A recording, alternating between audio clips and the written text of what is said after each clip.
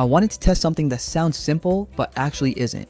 If I had to choose between Higgsfield and Pikzels to grow a YouTube channel, which one would I keep? Because both can make your content better, but they attack completely different problems. And after using both, I don't think the answer is as obvious as it looks. Let's start with Higgsfield. If your problem is making videos that actually look interesting, this is where it gets my attention. You can take an idea and turn it into cinematic AI visuals, dramatic scenes, and shots that would normally take a lot more time to create. And that's useful because your video needs something that makes people stop scrolling. A strong visual in the first few seconds can create that initial curiosity before the viewer even knows what your video is about. But here's the thing I realized.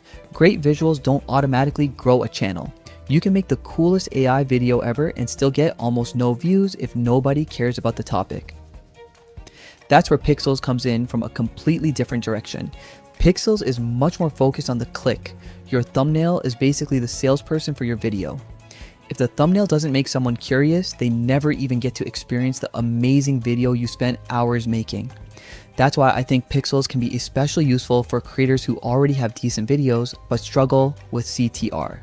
And this is where the comparison gets interesting. Higgsfield helps you improve what happens after someone clicks. Pikzels helps you improve the reason they click in the first place.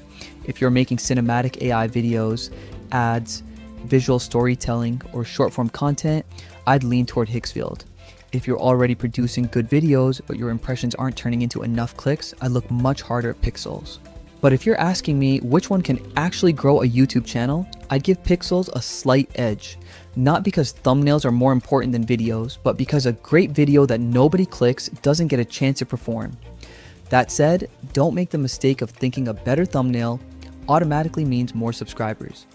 Your title, thumbnail, topic, hook, retention, and the actual payoff all have to work together.